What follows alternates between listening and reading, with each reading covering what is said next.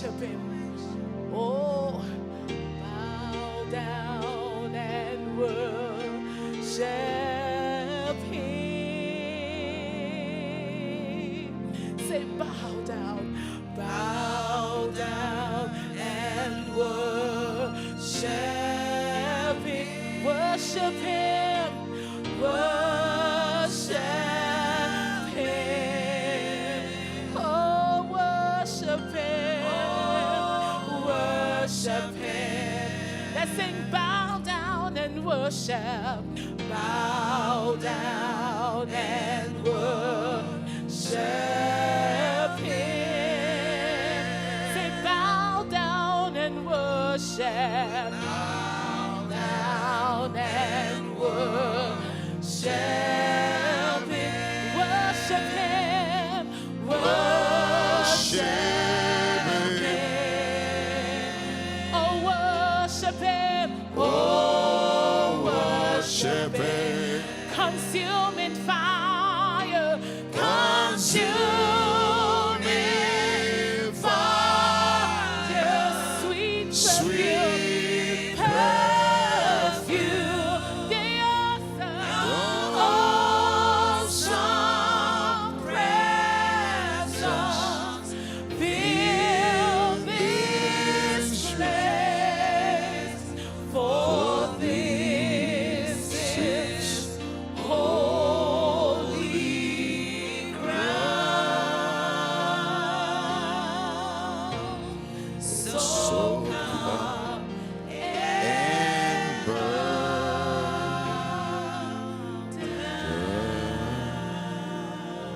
Just lift up your voice and worship him. Just give him thanks. Oh, Rabashaka Libraka Shaka da Balabalabalados, Shantalia da Baladados. Leze Brako Shika Talibraka Shiga da Balada da Balada Balada Balados. Lezo Brako Sheka Talia Badaka Talia da Balados. Lezo Brako Shika Talia Bakashaka Talia Baranda Balandos. Leria Baba Barados Shaka Talia Braka Shiga da Balandos. Lezo Bracos Ecatalia Barando Shatalia Dadas. Lezo Bracos Eclecatolia Barados. We give you praise. We give you praise. Thank you, Father. Thank you, Jesus. We give you all the glory. We give you all the praise. We give you all the glory, Lord. We give you all the praise. Thank you, Jesus. We worship you. Thank you, Lord. In Jesus' mighty name we've prayed. Father, we thank you for gathering us again tonight. We ask, oh God, that as we enter into the studies, Holy Spirit of God, teach us something new. We enter through the blood of the Lamb, and we ask, oh God, that the veil be removed. We ask, oh God, that you put into us a new spirit. In the name of Jesus, empower us and enable us via these teachings this evening. Both those of us who are here in person and those that are connected to the service online. We ask that you will move us to another level in the name of Jesus. Thank you, precious Father. In Jesus' mighty name we've prayed. Oh, clap your hands, all you people. I mean, clap your hands, all you people. Is that how you can clap? Clap your hands, all you people. Shout unto the Lord with a voice of triumph. Amen. Help me welcome your neighbor to your right and to your left. Say, you are welcome in Jesus' name. Praise the Lord. There's something we're going to do this evening. Let's fill up the first two rows. The first two rows, please. Yes. Amen. So that when those who come later come, when they are here, they will be at the back. Praise Jesus. Yeah, God is a good God. Amen. First 2 rows. You don't know mass? 2. I didn't say 3. 2 rows. Okay, is it 2 rows filled? There's still seats. There's still seats here. Plenty seats. Mabel, I've seen you. Come on. Okay. You can come to the second row. Overflow now to the third row. But there's still space for you right here. Thank you, Jesus. Amen. While we're doing that, how many of us studied Romans chapter 8? Romans chapter 8. How many of us opened it at all? Amen. None of you opened it. Okay. Jeff, you opened it. You did? Okay. Praise the Lord. So how many of us even meditated on it at all? Linda, you're back? You're welcome. How many of us meditated on it? You meditated on it? Okay, 1, 2. Praise the Lord. And you know what is the key verse there? What's the key verse? Huh? There's Mike. There's Mike. That's why I want us to be close so that Mike can move very fast. Yeah? We say from verse 1 to 17. There's a reason for that. If you didn't hear, that means you were not at the midnight prayer. Because it was at the midnight prayer I announced it, right? Yes. Or you came but you slept off. You were connected, but you were not there. God is a good God. So I know when I announced it. God is a good God. I announced it Sunday night, Monday night. I think I didn't say it yesterday. Oh, I did. I still mentioned it yesterday. Okay, yeah. There is therefore now no condemnation to those who are in Christ Jesus, who walk after the Spirit and not after the flesh. Okay. For the law. Uh-huh. Continue. Bible drill. Go ahead. Set us free from the law of sin and death. Did you get that? Let's repeat that. Verse 2. Let's repeat that verse 2. 1 to go.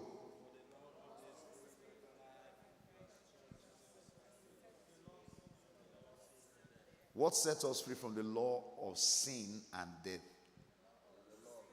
The law of the Spirit of in Christ Jesus.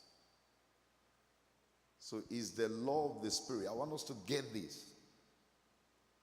Is the law of the Spirit that sets you free. If you are not operating by the Spirit, you will still be under the law. You know, a lot of people pick and choose. They will decide, okay, this is Old Testament because it suits them. No. When you operate by the Spirit, you know what is right. That's why in verse 14 it says, as many that are led by the Spirit of God, they are the sons and the daughters of God. And another version puts it this way. He said, matured believers are those who follow the leading of the Spirit. That's how you know you're a mature child of God. That's how you know you're a mature child of God. And then in verse 6, the scripture speaking in verse 6, what did he say? To be carnally minded is what? But to be carnally minded. What does it mean to be carnally minded? The work of the flesh. Okay. So how does it have to do with the mind? Say carnally minded. So it's mind that is carnal. To be carnally minded means a mind that is carnal. That's a life that is minding carnal things. So what's that carnally mind? Mind that is based on the physical. Okay.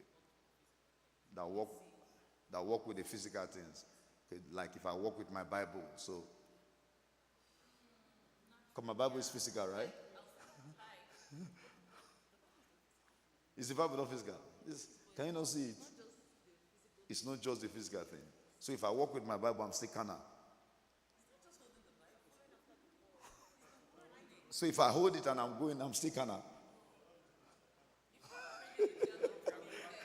If you are not following what's inside. May the Lord help us in Jesus' name. But you knew the answer now, you are scared to say it.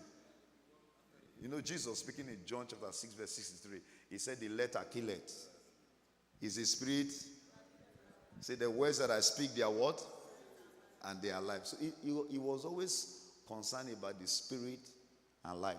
The spirit, the spirit, the spirit, the spirit. Because the letter has to do with the law. It's law. Okay, you must bring your Bible to church. Where's your Bible? That's law. But you can carry the Bible and you are not practicing what is in there. You can wear a big cross and you are not following the cross. Are you with me? If you are with me, say amen. So it has to do with the spirit. Who owns this Bible? Oh, it's King James Version, right? Powerful. Praise the Lord. And then verse 13. 13 explain how to deal with the carnal mind. Verse 13 explains how to deal with the carnal mind. Let's read it together.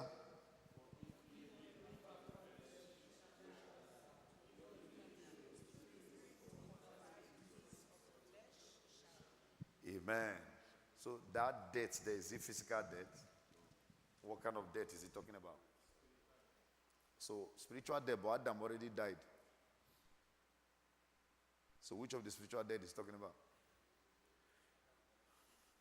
Eh? Adam didn't die physically. Which Bible did you read that? Did Adam die physically? It was spiritual death. When he was separated from God, yes. He left. God didn't leave him. He left. He left God's presence. We established that last month, right? So, what is the death? If you live by the flesh, ye shall die. So what does that mean? If you know it, live. I don't know who is talking. Help us. Praise the Lord. Give him microphone, please. Okay. He has one. I'll use it. Praise the Lord. Praise If the you Lord. separate yourself from God, you are spiritually dead. If you separate yourself from God, Yeah. you are spiritually dead. You are not connected. You are not following what you should follow as a child of God.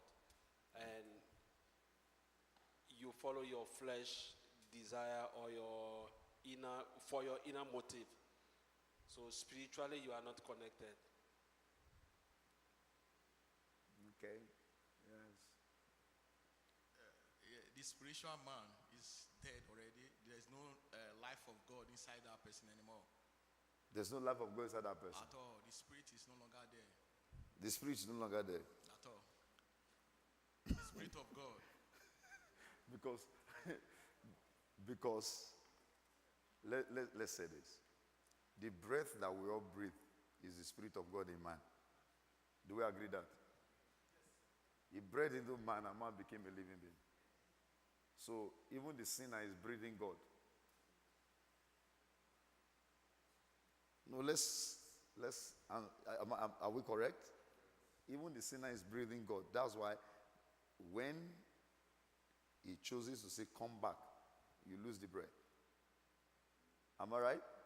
If I'm right, say amen. So, okay, if you are, according to your answer, and the person died, say the Spirit of God lives there, does it mean that the breath leaves them? I just want to know. So what happened? Praise God. So it means that the ability to live out the fruits of the Spirit, it's no longer there. You begin to struggle to do it. You know, that's the work of the flesh. So the Spirit is dead. You are no longer sensitive to the things of God. You know, praise the Lord. Praise the Lord. Okay, let's come back. You were here on Sunday. We did some demonstrations. What's the difference between the real fruit and the fake fruit? One is alive, one is dead. One is manufactured, one is developed. Are you with me? If you are living by the flesh, you are operating as that fake fruit. You are not alive. You look like it, but you're not real. Are you with me? And that's where the works of the flesh comes in. And I like the way, I think it's a Passion Translation or Amplified Version puts it. It said, if you live by the flesh, you are about to die. It didn't just say you die. So if you are following the direction of the flesh, you are about to die. That's what Jesus was speaking in John chapter 15. If you read from verse 1 to 5, he said, any branch that beareth not fruit, what will happen? To be cut off, because it's dead already. And when it's cut off, once a branch is cut off from the tree, what happens? Life is gone. So there's no more supply. And when there is no supply, there's no fruit. Are we together? If we are together, say amen. But to be spiritually minded is life. It didn't end there. And peace. It comes with life and comes with peace. So what does it mean to be spiritually minded?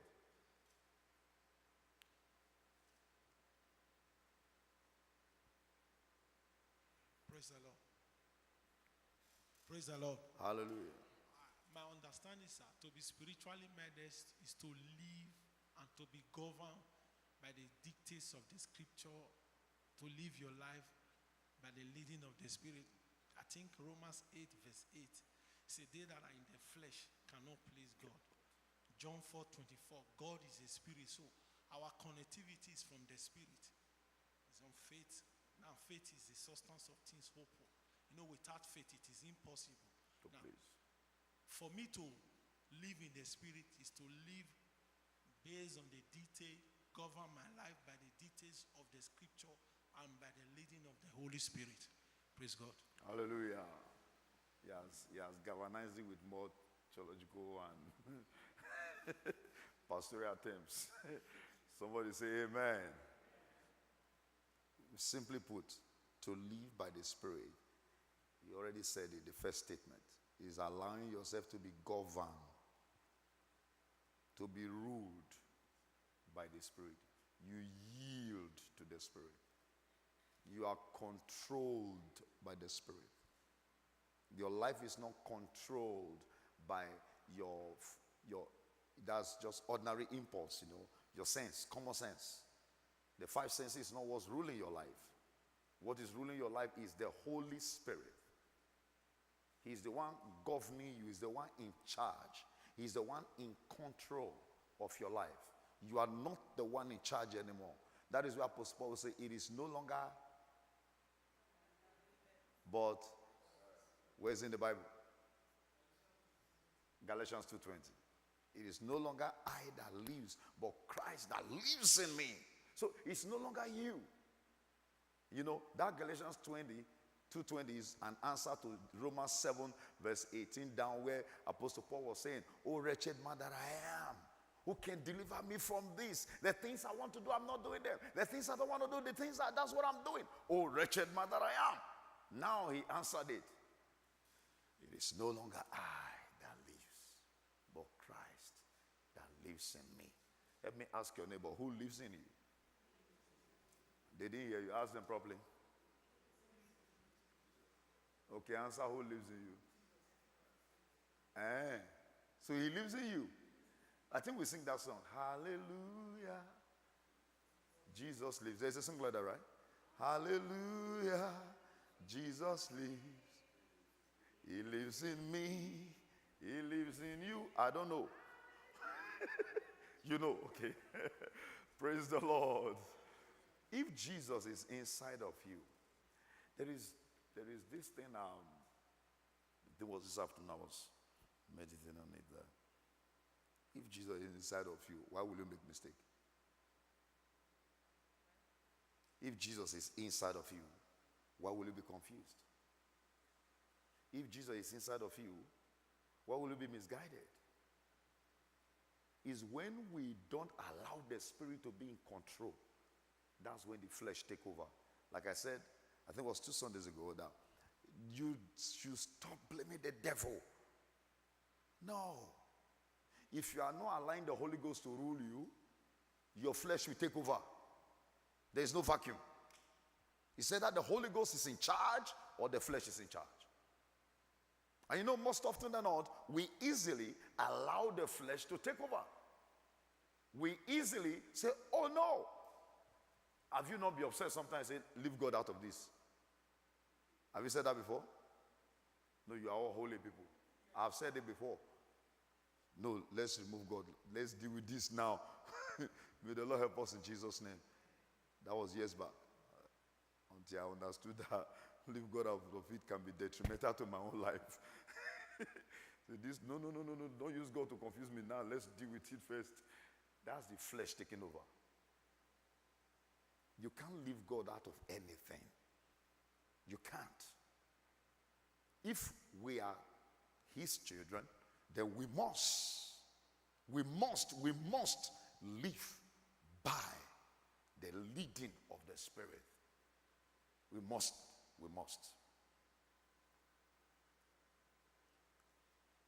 We're looking at the last 4 fruit, as God will give us grace this evening to cover some of them. The first one is the spirit of what? Faithfulness. And what did we say on Sunday about faithfulness? What's this when it comes to being the fruit? Because King James Version said faith. And then another version put faithfulness. And I explained it on Sunday. Who can help me, please? Sir Manuela, you're welcome. Yes, who can help us explain that? If we're here on Sunday, say amen. Oh, we are many. So, you have faithfulness as a fruit. Sister Cassandra, help us with that, please.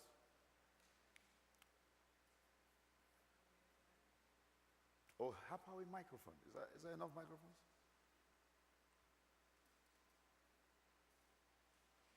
You can come closer, Move to the next row. Let's move closer. Oh yeah, go ahead. Faithfulness. To be committed. To be committed. Yes. To what? To your walk with God. To your walk with God. Okay? Yes, somebody else? On Sunday you said faith is about believing in God, the ability of God, and you said faithfulness is depending on God's trust. That's if God can do it. Okay. That's what I can remember what you said on Sunday. That's what you remembered, yes? Amen. Yes, who else can remember something? Ikechukwu. Huh? You can't remember anything? Pastor Abraham, please, this man, let him be sitting where we'll be seeing him so that he can be remembering things. So that carry Bible near you there. So yes, Rita. Sister Linda should have been online, so I will still ask you. If you were not online, then that would be another case to answer. Because you're supposed to review, right? Praise the Lord. Rita. You don't know the question. Okay, you went out. Okay, sorry. The question is faithfulness as a fruit. What did we define it as on Sunday?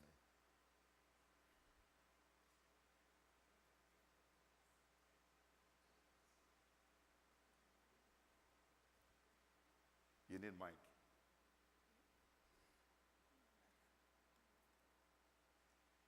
God bless you.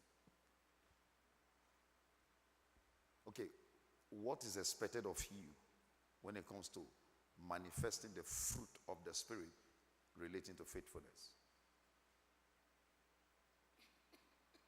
Sorry.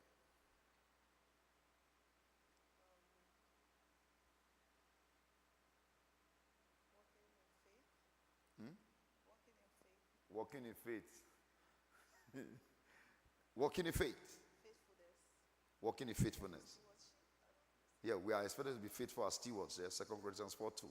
But the fruit. So what I explained it. Okay. Salinda is ready to help us. She's ready to help us. Faithfulness is, you're talking about being reliable, being loyal, steadfast, trustworthy.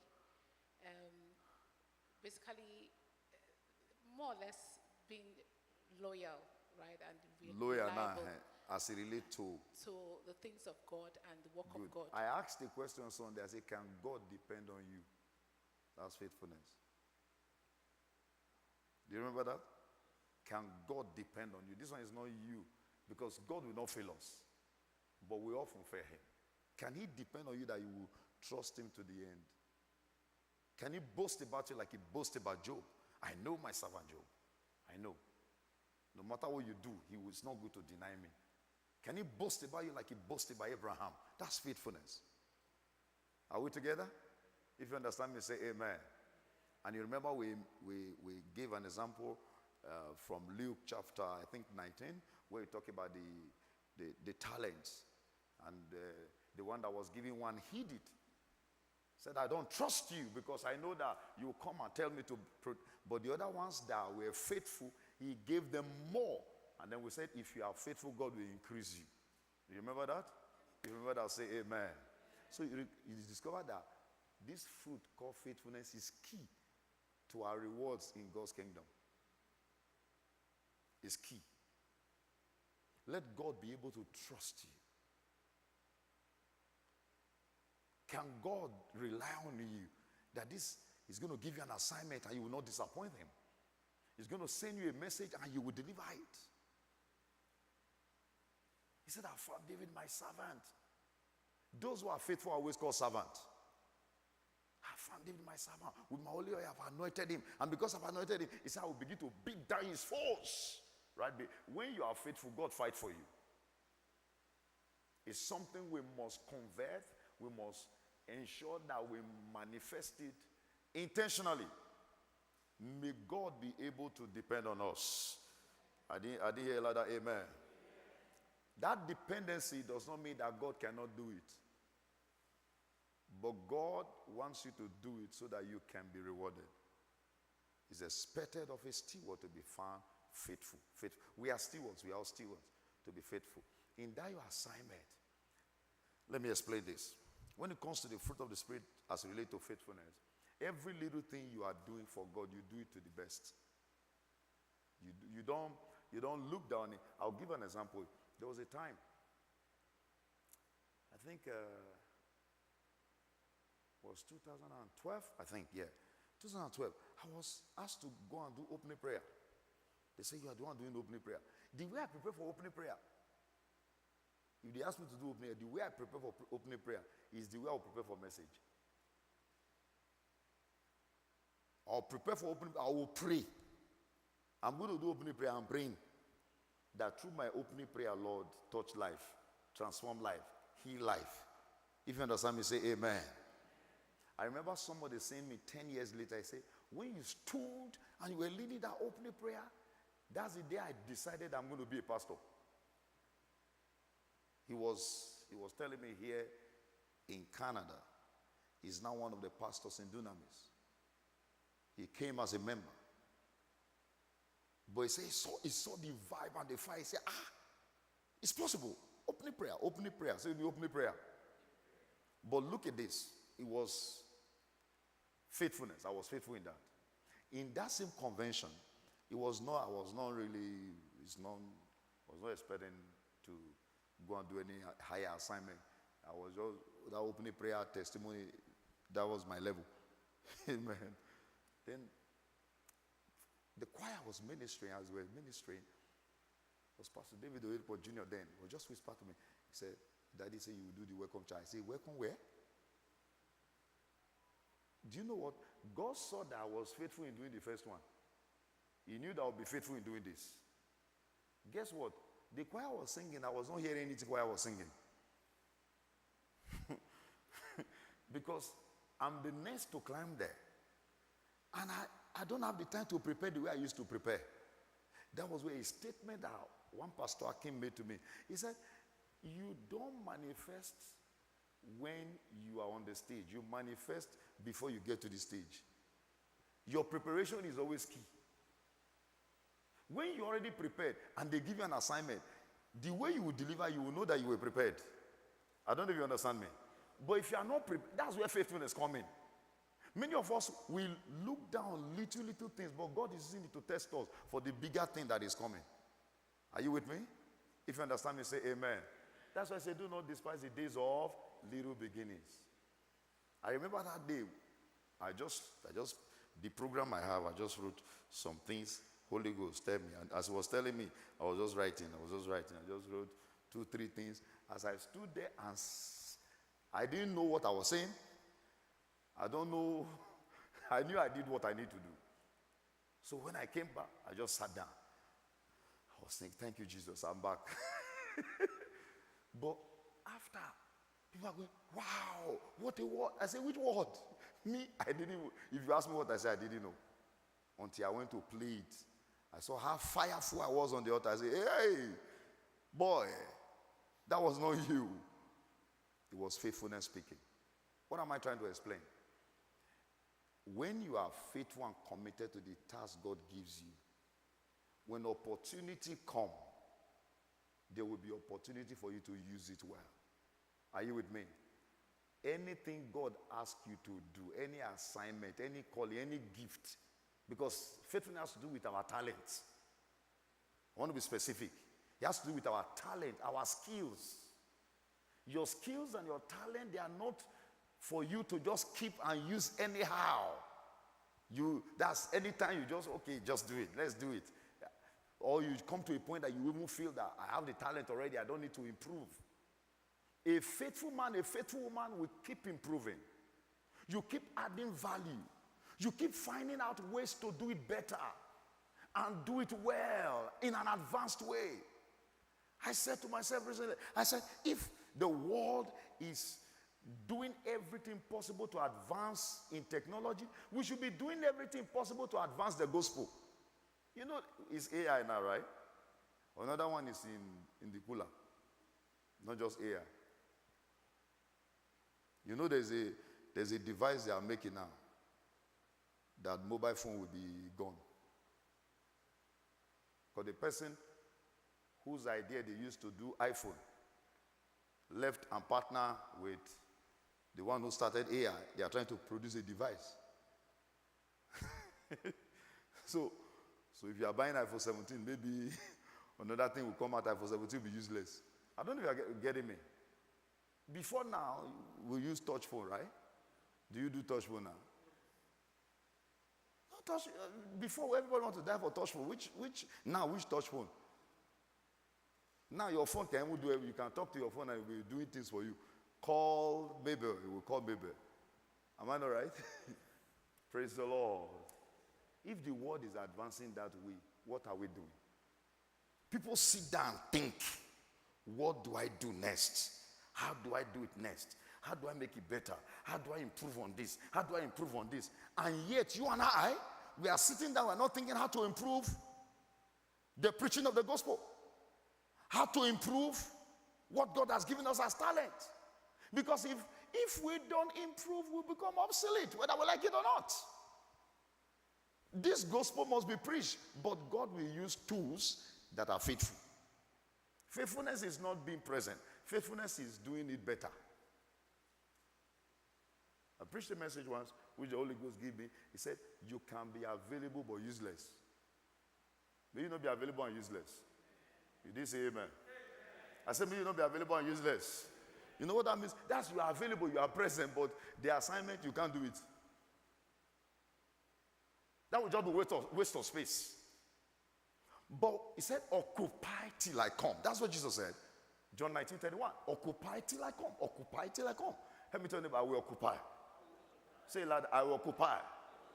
It takes faithfulness to occupy. It takes faithfulness to occupy. It takes faithfulness to occupy. That your skill. Sit down.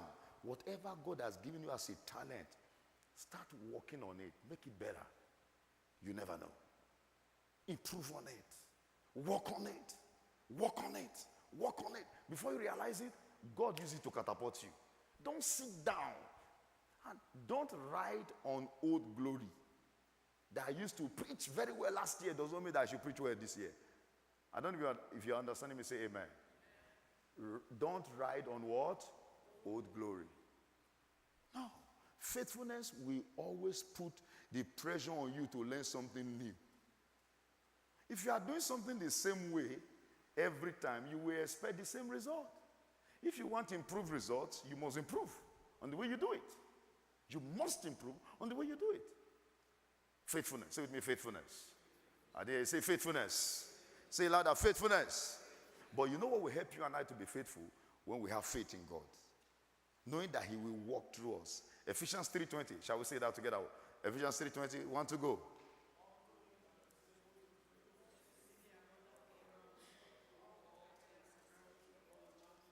According to what? That is at work where? In you. Inside of you. It's at work inside of you. It's at work inside of you. So trusting God that power at work inside of you can do greater things. That's what Joshua and Caleb, they say, we know that they are giants, but we know God will surely give us victory. And Caleb said, give me the mountain. At 80, he was asking for the mountains. He was asking for the mountains. When you are faithful and you trust God, you are fearless. Do you know it was faithfulness that brought Joshua to become the one that replaced Moses? Faithfulness. Everyone that was assigned to serve Moses, when Moses was on that mountain, what's the name of the mountain again? Mount Sinai. When he was on that mountain for 40 days, he was taking too long. Everybody left, but Joshua stayed. Say with me, faithfulness. Say louder, faithfulness. He stayed. He stayed. He stayed. No wonder when God needed somebody, he said, Joshua, you are the one. Lift up your hands. Father, in the name of Jesus, we receive a fresh baptism of the spirit of faithfulness. We receive a fresh baptism of the spirit of faithfulness. In the name of Jesus, we shall be faithful to the end. In Jesus' mighty name we pray. You know, when Jesus was teaching, he said, it's those that are faithful that continue to the end. They are the one that will be saved. Saved. Saved. That word saved there simply means they are the ones that will be enthroned. They are the ones that will have testimonies to show. And the next thing we look at was the spirit of what? The spirit of what? Goodness. And we said we need to be good to somebody, right? This week. Have you been good to that person you chose? Amen. Are you sure? Are you sure?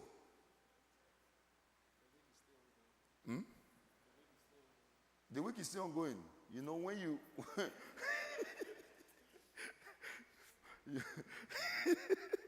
praise the Lord. Let me tell you this. You know, I like one statement I like about Nike is just do it. Let me tell you about just do it. You know, if I have in mind to give someone $1,000 now, if I go to the bank right now, how much will I withdraw? 1,000. By the time it's tomorrow, there is the tendency, I'll say, 500 should be enough. Are you with me? By the time it's Wednesday, 200. By the time it's weekend, I'll spend a lot this week. Let me just give him 100 first. I don't know if you're getting me. If he's in, do it right there. So, if the week is not long, do it today. Did you even choose somebody? Eh? You chose somebody. Okay. How many of you didn't choose anybody? You chose someone?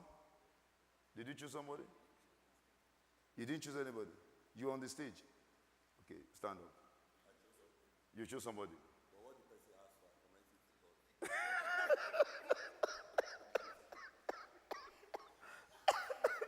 You commented to God. The person asked me when I showed him the scripture. That's a good. That's an awesome one. Be expecting, yes. Yeah. And you can do more too. You can. Praise the Lord. But you know, it's when it is in the power of your hand. Don't do what is not in your power. If they ask for what is not in your power, just bless them and do what is in your power. May the Lord help us in Jesus' name. What does it mean to be good? To be nice? To be kind? Irrespective of the condition. As it relates to the fruit of the Spirit, goodness. Generous, beneficial to others. I like that one. Yes? Impacting others. Yes? Someone want to ask a question there? Pardon? Doing the right thing. Okay, goodness. Doing the right thing. Yeah.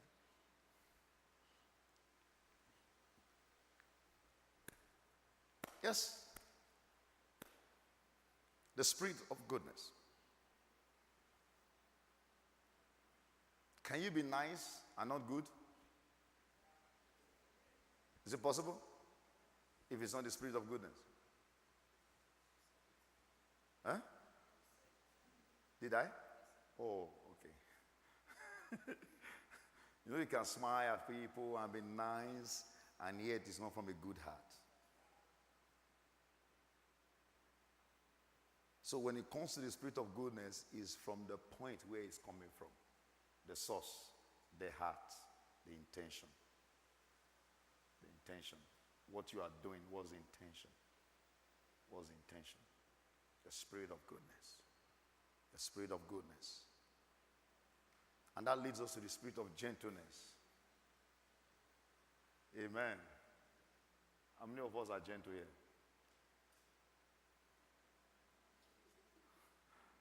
Please, you are gentle. Lift up. You have the Holy Ghost now. You should be gentle now. What does it mean to be gentle, really?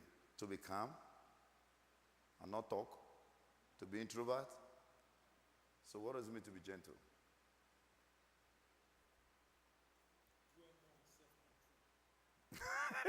You have moved us to the next one.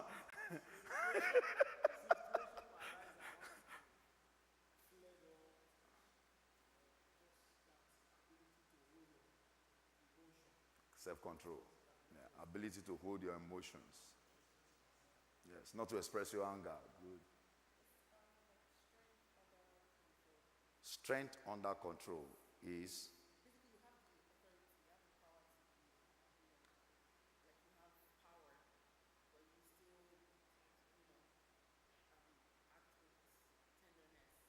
with tenderness. That's gentleness, right? You're humble. Despite having the power, you are humble, you are acting tenderly, and what else?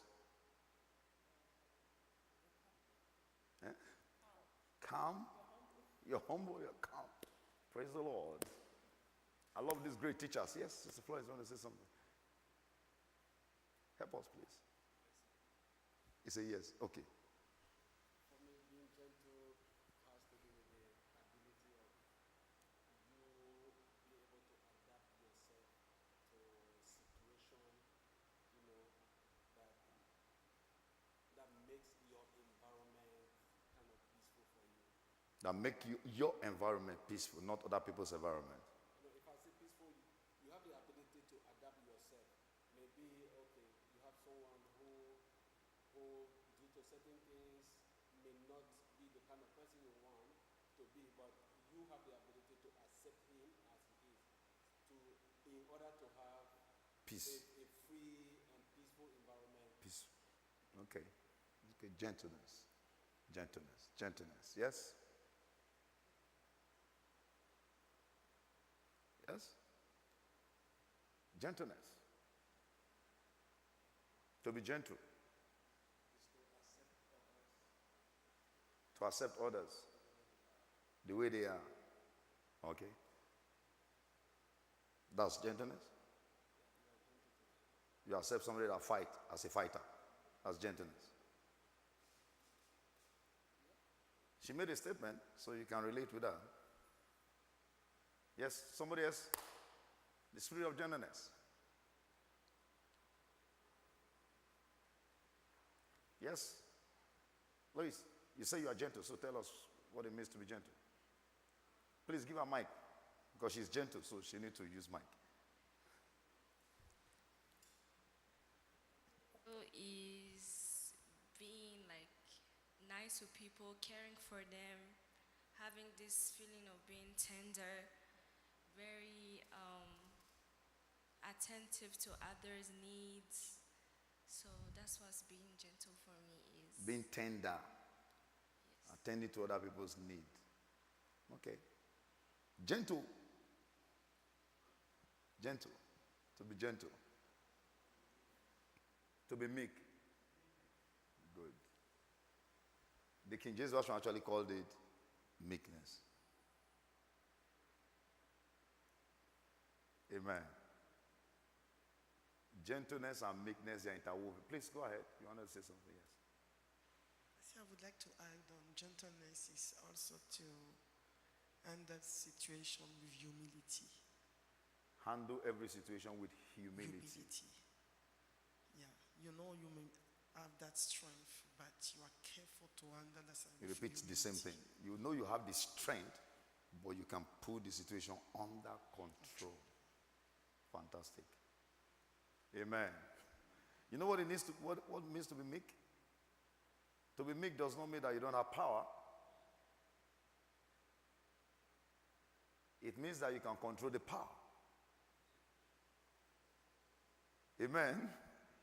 You might be in a position that you can deal with situations in the way you choose to deal with it, but you choose to deal with it in humility. Like, they say, you are stupid. You did it.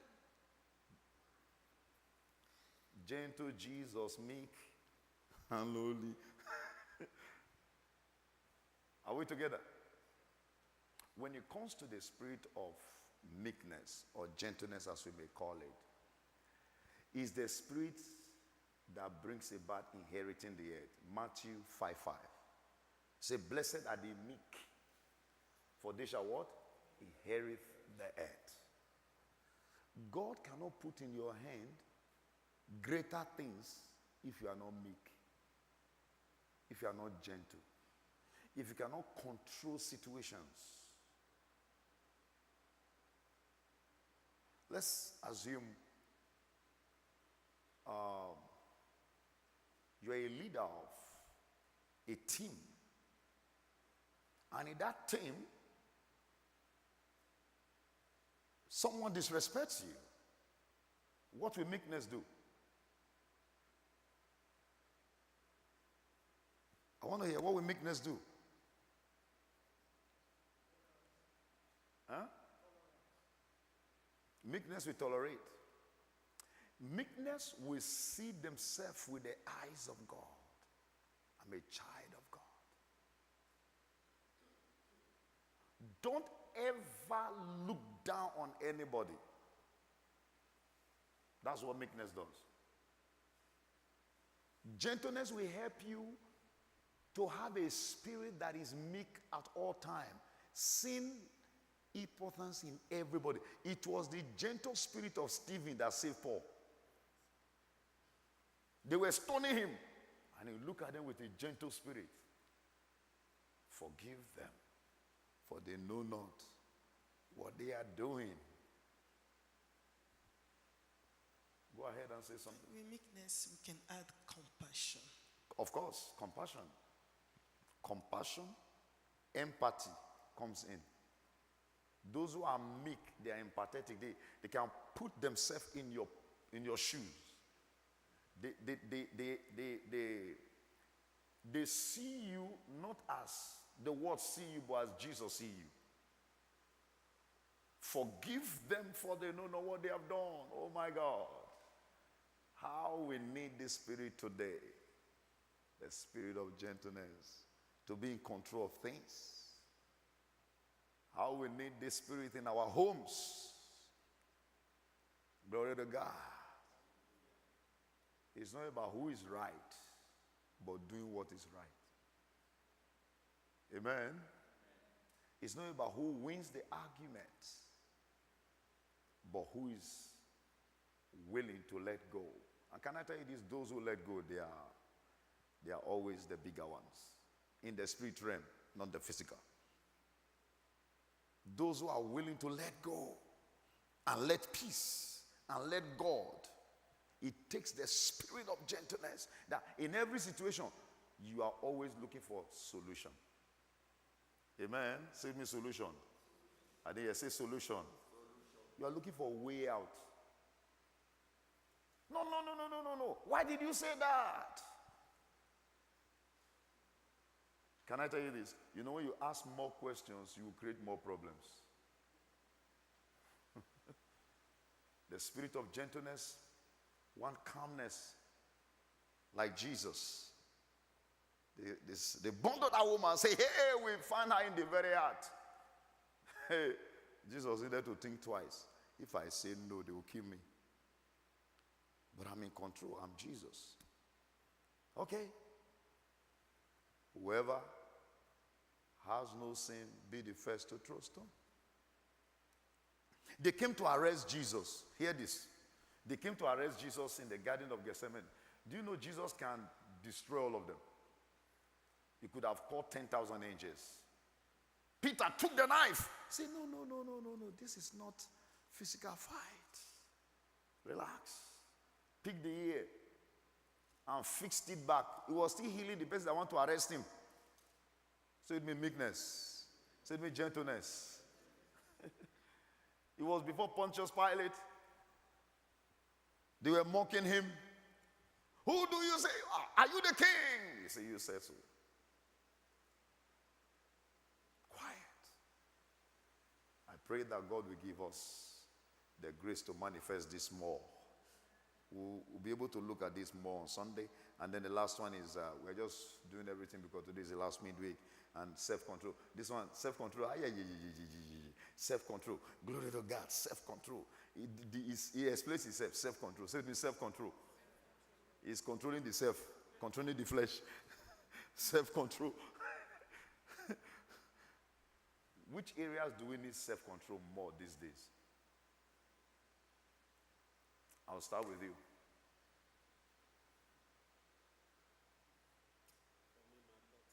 Your thoughts. Did you hear that? Because if you don't control yourself, your thoughts can go wide. Yes? Kingsley? The way we use our phones. Praise the Lord. Somebody, do you have phones? You will not hold it now. Hold it, let's see. Praise the Lord. Come on, hold it. Let's see. Do you have your phone usage? Do you have a place where can you check it? Your screen time? I'll go there. Let's check it quickly. You are the one that will know the answer. Check your screen time, your screen time, your screen time. Do you know how to check your screen time? Have you seen it? Glory to God. What's the highest? Social media. Oh my God. Can you see it? You can see it? YouTube. You are checking church. You are watching service. Which one is the highest? Instagram, Facebook? You can have your answer to yourself. Don't worry. Don't worry. I'm just telling you some of the tips that can help you control yourself on this phone. When you check it, you'll be able to talk to yourself. Self-control when it comes to using phone. You discover some of us, you can be on that phone and the things you are focusing on does not add value to you. They're just checking what people say, what they do, something happening. And can I tell you, some AI look real. People are doing content to make money. And as you watch, every click, somebody's getting paid. You that's watching, you are wasting time. Thank you, sir, for that. Self-control in the way we use our phones. God bless you, Pastor. Area of self-control. Your mind. He said thought, he said mind. Because your mind, your mind is crucial to your living. Let me tell anybody, your mind is crucial to your living. Sir? I like, he said in every aspect of life. Interaction with people. Toxic people. You need self-control. And can I add to that? You need self-control on how many people you are allowed to speak into your ears. Because it will help you. Because what the ear does not hear, the heart does not dwell on. Self-control.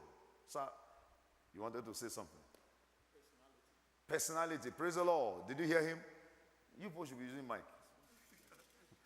Personality. Personality. Let him say it now. Why are you stopping? The mic is not on. Oh, Pastor Dan want to on your mic. It's not hard now.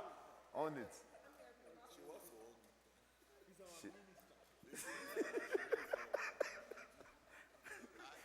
To me, It's still not on. personalities. Good. That is the characteristics that form an individual character or distinctive behavior. Deceptive behavior. Distinctive. Distinctive behavior. Yeah. Good. And we need to what? Exercise self-control when it comes to our character. You know why? Please hear this. Don't rub your character on others. Don't rub how you feel on others. You know, the greatest challenge we have these days is some of us think that others are not passing through anything. It's a lie. Let me tell you, your neighbor, you are not the only one passing through things. Because some people think that they're the only one going through a lot. And because they think that they're the only one going through a lot, they expect you to behave in a certain way towards them. They don't know what you are going through. They don't know what you are going through. People are going through stuff too. So keep yours to you. If you understand me, say amen. We must be able to control ourselves the way we vent at others.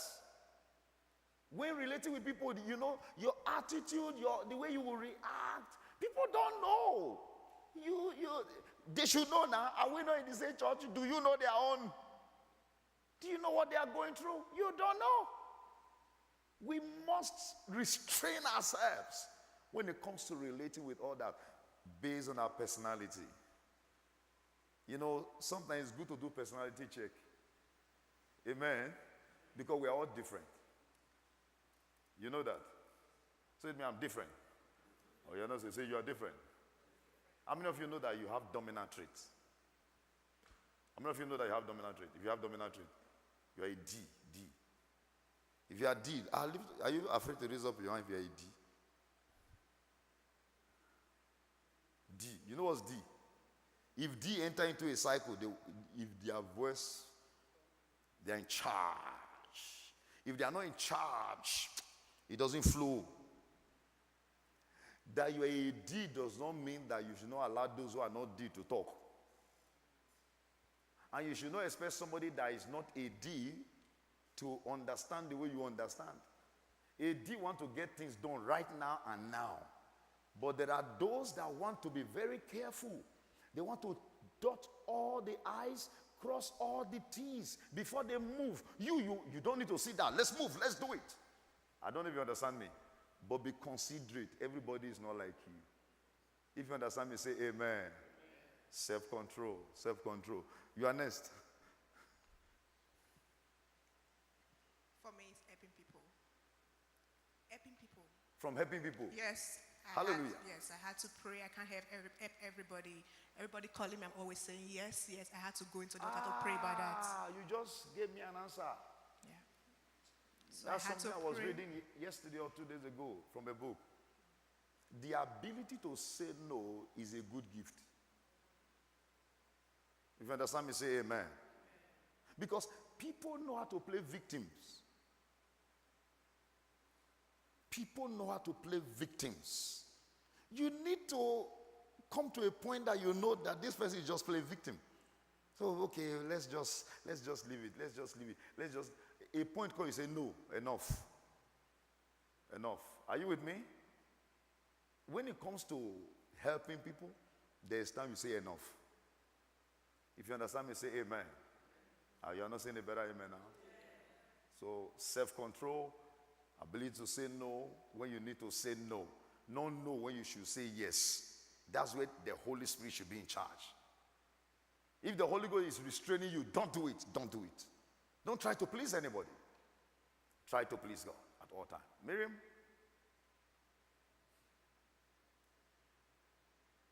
Self-control to be able to spend time with God. Controlling yourself to be able to spend time with God. This is very important today. Many of us don't spend time with God today.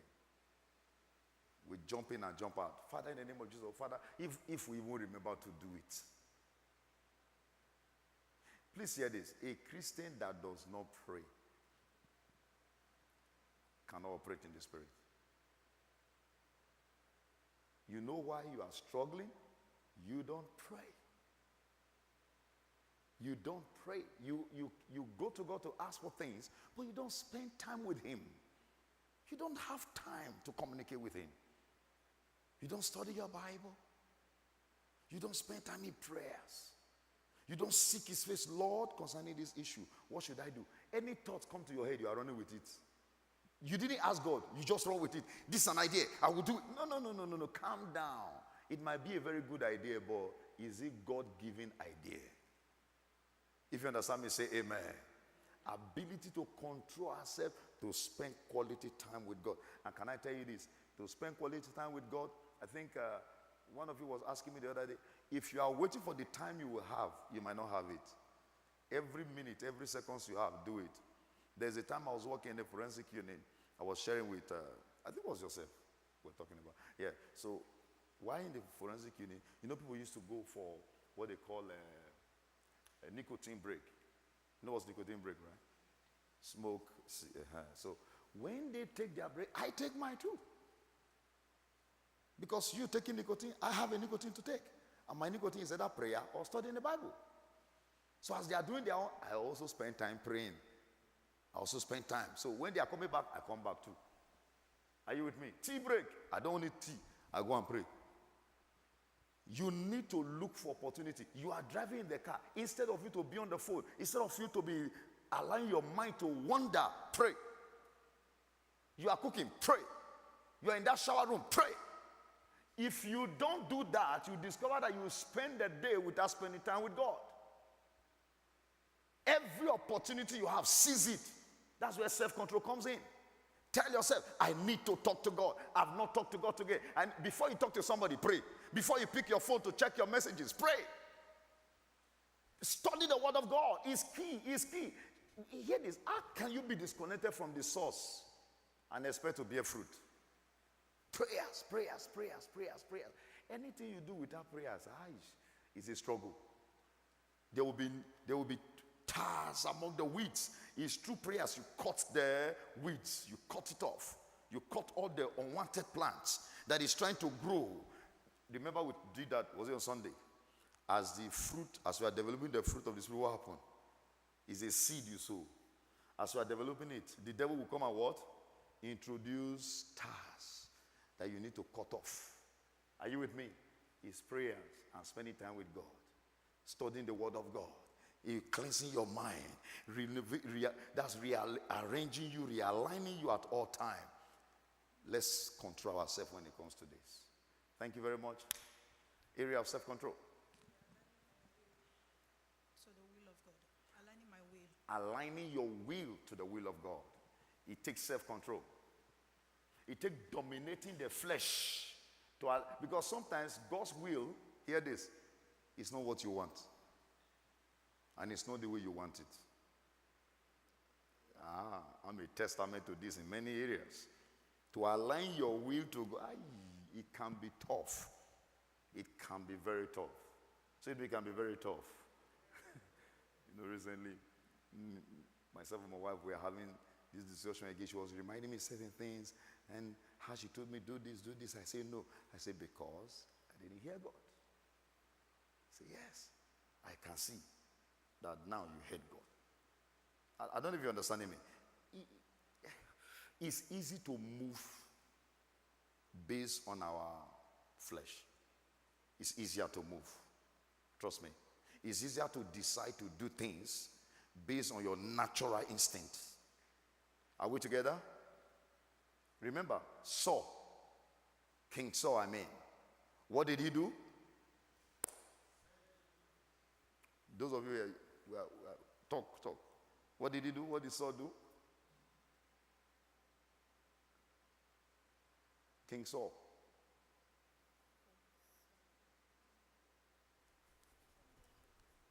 Eh? What's that? King Saul. The first king in the Bible. King Saul? I'm not talking.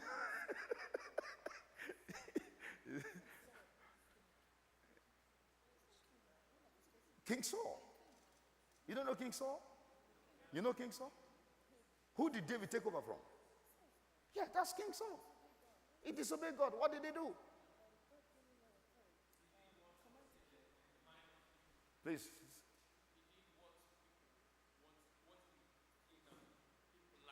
What people like, and what was that, sir?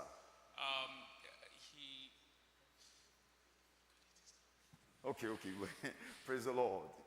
Okay, because of time. This is what happened. He went to a war, right? But as he got there, he saw that there are some beautiful people, little children, animals. He said, wow, it would be good for me to bring this one back and sacrifice to God. He did something that is right because he wanted to please God. I don't know if you understand me. But that's not what God wanted. He didn't ask God. He didn't ask God. And Samuel King said to obey is better than sacrifice. Sometimes we are doing things that is sacrificial. But is it God? So when it comes to obeying God, aligning with his will is crucial. Self-control. Because if Saul had self-control, he won't do that. I don't know if you understand me. He didn't do anything that is bad. He was sacrificing the animals back to God. And God said, no, that's our kingdom was taken from him.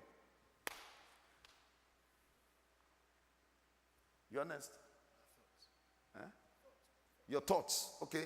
Somebody said thoughts already. Say something else. That's only what you want to say. Your thought. Okay, explain how. The things you think about. Good. And you know why that's very key. Let me just emphasize it if it's coming second time. You know, our life drifts at the direction of our thoughts. Whether you like it or not, what you think about many years ago is surfacing now. So be careful what you think. That's why we need self-control. What I do, this is me. If thoughts that are not in alignment with God comes my way, I kill it straight away. And I get scriptures to murder it, to kill it, so that it will not come back. Desires and temptation. Desires and temptation. Your desires. You need self-control. Your desires. Can you name one desire, please? Just, wanting things in excess. Like wanting like material things.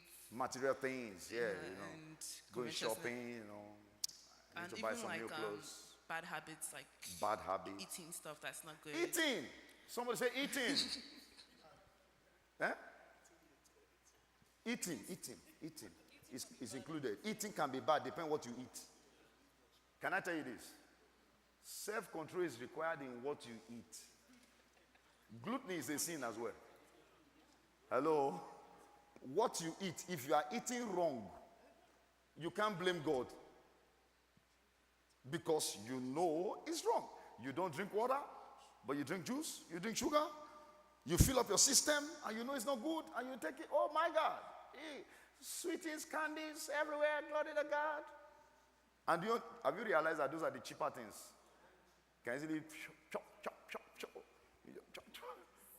2 for $3.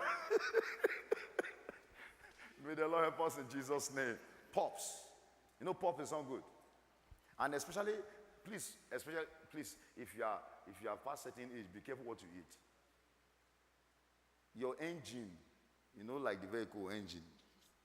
After he has walked he have done a lot of miles.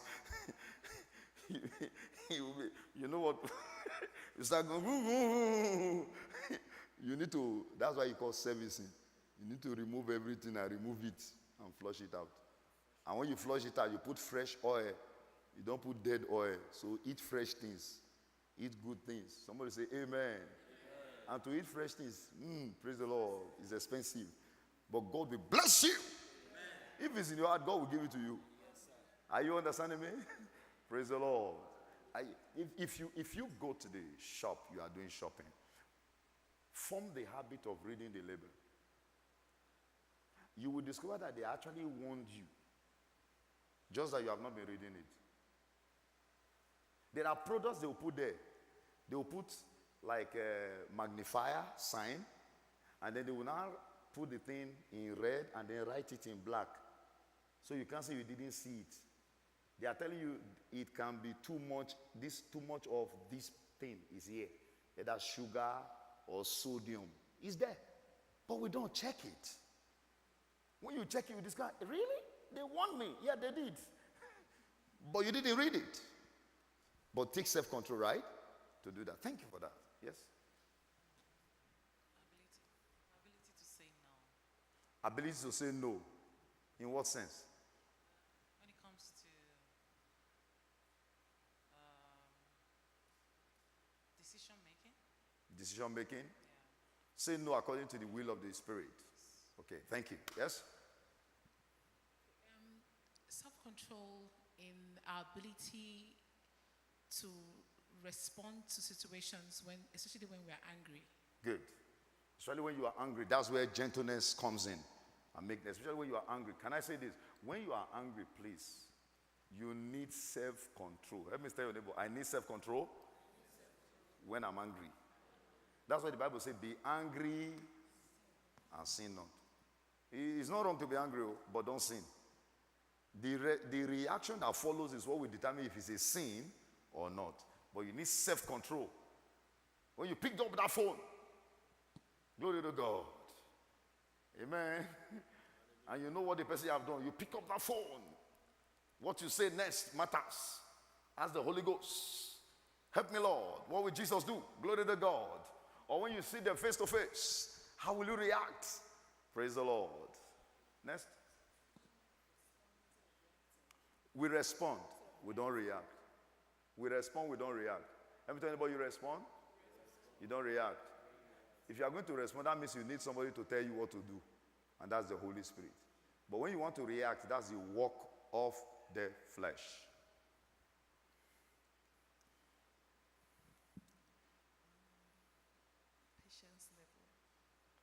Patience level. Patience level. To, God's timing. I didn't hear you. That's why. My level of patience as it relates to God's timing. As it relates to God's timing. I like this. You need self-control when it comes to waiting on God. Because God's timing is not your timing. And he relates with aligning with his will. You need patience. You need patience. You don't want to jump the guns. You don't want to do it because everybody say do it. The voice of man can never be the voice of God. That slogan is not in the Bible. So, what man says, what God says is a lie. It's a lie. It's a lie from the pit of hell. Hear God for yourself. Help me tell you about hear God for yourself. Praise the Lord. Hallelujah. We need self-control as regards to our finances. Oh my God. How did you not say this, all of you? Finances. We need self-control. Praise the Lord. How we spend. As a young person growing up, you need Maybe he's laughing. to like invest. Like I teach my children how to invest because investment has really helped us as parents. You know, so you need self-control to know when to invest, know when to spend. You cannot be a young person and go and buy a car of 2025. To impress people that don't like you. Yeah, you don't need a car of 2025 as a young person. So you need self-control in that aspect. Thank you. Amen. Did you hear that? Let me tell you about self-control when it comes to money. And can I tell you this? Don't live fake life. Don't let people living fake life give you hypertension. Some people, you see, this jewelry around their neck is chain. They have not paid. Amen. The vehicle they are driving, what do you call the car paper? What do you call the car document? The car document, what is it called? The proof of ownership. The proof of ownership, there's a copy somewhere else. That if they don't pay, they will take it back.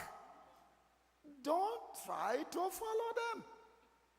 You know, people that use car to, they don't know what they are thinking. Car is nothing, though. It's to move from point A to point B. It's good to drive nice car. I love nice car. If you know me before about cars, but it's not about impressing anybody. It's about me, because that's my office. I was on the road, so I needed something that is solid. It's not, whether you like it or not, it doesn't concern me, it doesn't concern you. If you hate it, praise the Lord. You like it, praise the Lord. It's me. Never you do anything to impress somebody. Let me tell you about, don't buy anything to impress somebody. Oh, you can see yourself there, praise the Lord. Let me tell you about, don't buy anything to impress somebody. No, never. Be at peace with yourself. You have one shoe, clean it up every Sunday. You can't even remember the shoe I wore on Sunday. That's the truth. Don't let nobody push you. You know, many homes, the major challenge is this: finance. No self-control. Because there are friends that, do you know, all those social media is killing people. They go to shop, they will go to designer shop and wear it and take picture and edit it and post it to say, see, he bought it. It's not their own. They pull it. They just tested it. They carry the bag. They wear the shoe. They just pose. Amen. And then they will post it. You say, hey! You see? They will even put there, my baby just bought me a new bag. You say, imagine. Imagine. What kind of man are you? You say you love me, you're not buying anything.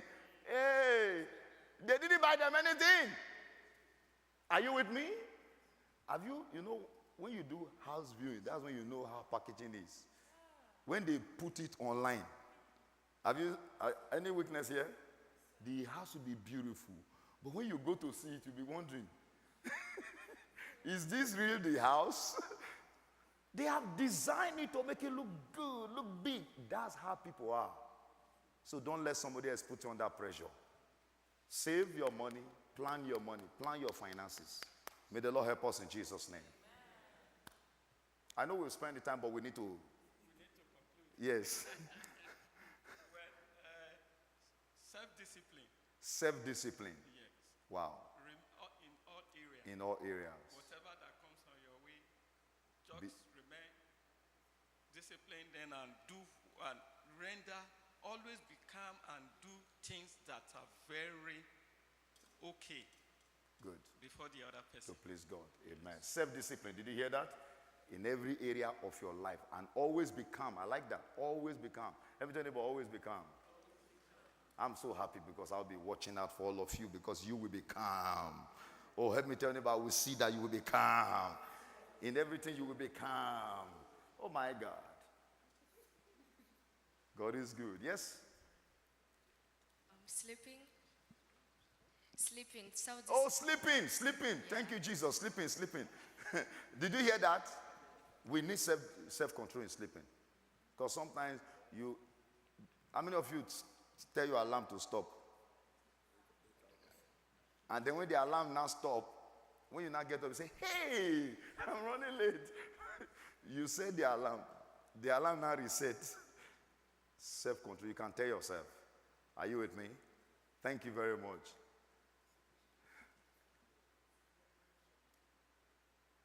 Emotion. In your emotions, managing your emotions, you need control. Let me tell anybody, you need self-controls. When it comes to managing your emotions, it's key. Because otherwise, like I said earlier, you don't know what others are going through as well. That's where, emotional intelligence is not about you, it's about others. Not doing things to trigger others. Not letting how you feel be transferred to others. Emotions, our emotions. Self-control. Managing the kind of people you surround yourself with. Managing the kind of people you surround. Oh my God, this is key. Because he that walk with the wise shall be wise. But a companion of fools shall be what? Destroyed. Please hear this. The company you keep is important.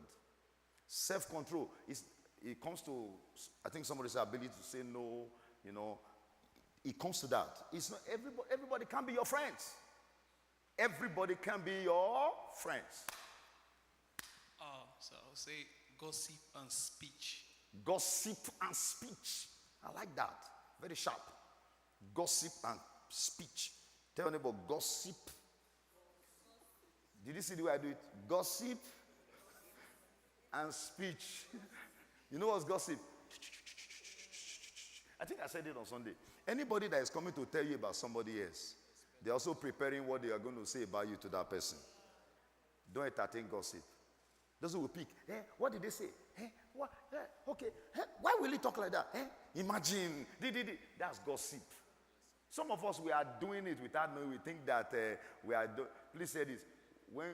Don't do gossip instead of review.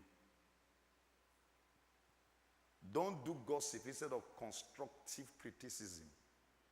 Are you with me? And constructive criticism is not behind my back. It should be in my front. Are we together? If you understand me, say amen. And your speech towards others matters a lot. How you speak to people matters a lot. Shall we bow down our heads for prayers? Bow down our heads for prayers. We have said a lot. Lord, help me. Help me, Lord. Help me, Lord. Managing my emotions. Managing my desires. In alignment to your will. I receive your help. I receive your help. In the name of Jesus. I receive your help. I receive your help. I receive your help. I receive your help. Oh, Raboshi Karabo Daria Barado Shakatali Brakashanda Labadabash. Meju Braba Katali Brakashika Dabadabadabadosh. Jibra Baba Baba Shikatali Brakashikatali Brakataliadadosh. Father, we thank you. Blessed be God forever. In Jesus' mighty name we have prayed. I pray in the name of Jesus for every one of us here, those online and every member connected to us in the Royal Life Ministry, the grace to manifest the fruit of the Spirit we receive in the name of Jesus. In every area of our life, spirit, soul, and body, help us to live a balanced life spiritually. In the name of Jesus. Thank you, precious Father. In Jesus' mighty name we pray. Amen and amen. Let's package our offerings. You need an envelope, just lift up your hands. The Frontiers and Care will hand them over to you. Otherwise, let's take advantage of the online giving platform.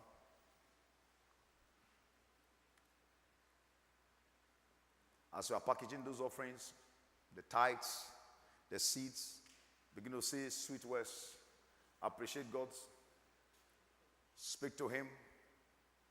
Speak to that offering, speak to that offering, speak to that offering, speak to that offering, speak to that offering, speak to that offering, speak to that offering, speak to that offering.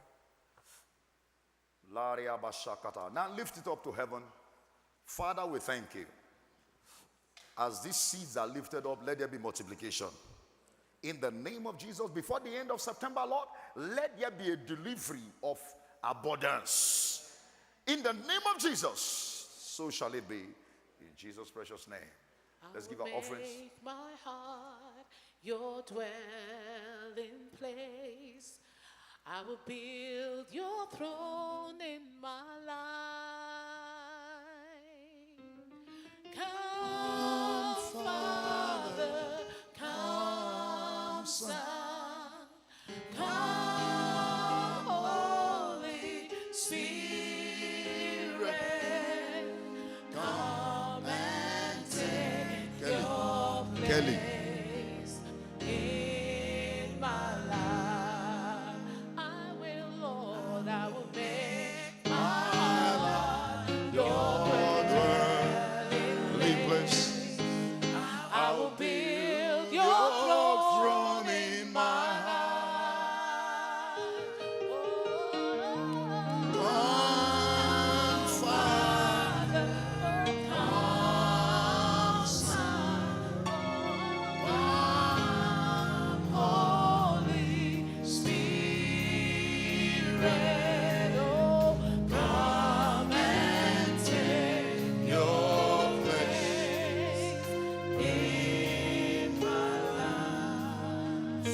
thank you.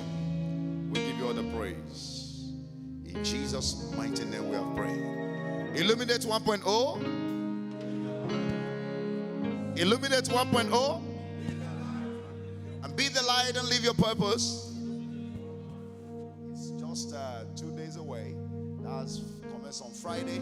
Friday is going to be Glow Night, where we'll be receiving many people here, young adults, students, and those who are new. It's going to be a night of fun. And please be here to also participate.